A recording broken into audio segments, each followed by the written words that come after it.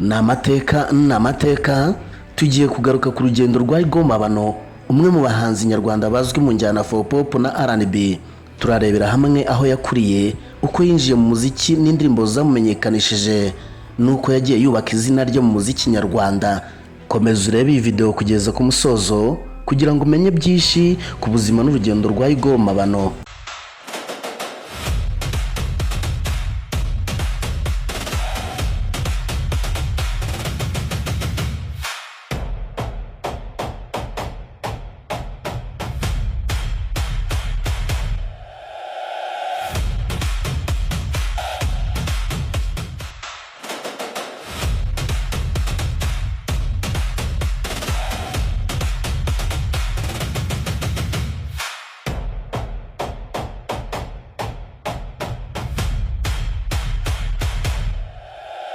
Murakaza neza kuri Kigali 250, urubuga rubagezaho amakuru agezweho imyidagaduro, umuziki, ibyamamare n'udushya dutandukanye bishyushye, byizewe kandi bikunogeye.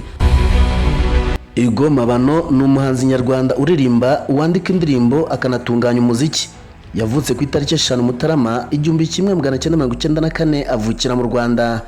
Yakuze akunda umuziki kuva kera akiri muto, ndetse aza kwiga nk'umwuga mu ishuri rya muzika rya Nyundo, ari naryo shuri rya mbere rya leta ryigisha umuziki mu Rwanda. Nyuma yo kurangiza amasomo ye, yabaye umwarimu muri iryo shuri rya Nyundo, anafasha no gutunganya indirimbo z'abandi bahanzi. Mu gihe kimwe yakoraga imyitozo n'akazi muri Kina Music, aho yaje gukura ubunararibonye mu gutunganya no gukora umuziki. Mu mwaka wa 2018, Igoma Bano yatangiye kumenyekana cyane nyuma yo gusohora indirimbo yise Utegereza.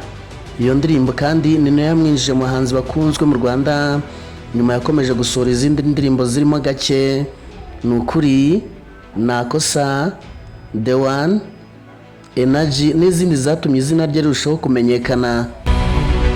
Muri 2022 yashyize hanze album ye ya mbere yise Urakunzwe, igizwe n'indirimbo ziri mu njyana Afropop, R&B na Suru. Uyu muhanzi azwi ijwi rituje, amagambo arimo ay'urukundo no kuririmba mu buryo bw'umwimerere. Mu buzima bwe bwite, Igoma Bano yashakanye na Lola mu mwaka wa 2021, ubu akaba afite abana babiri. Nyuma yo gushyira hanze indirimbo Energy, Igoma Bano yabaye atuje gushyira hanze indirimbo bitewe no kwita ku muryango. Ariko ubu mwaka wa 2026 ari gutegura album ya kabiri, kandi akaba yamaze gushyira hanze indirimbo Walayi igize iyi album. Ndagushimiye kuba wabanye nanjye. Ni Kigali 250, ubusanzwe njye nitwa Nero.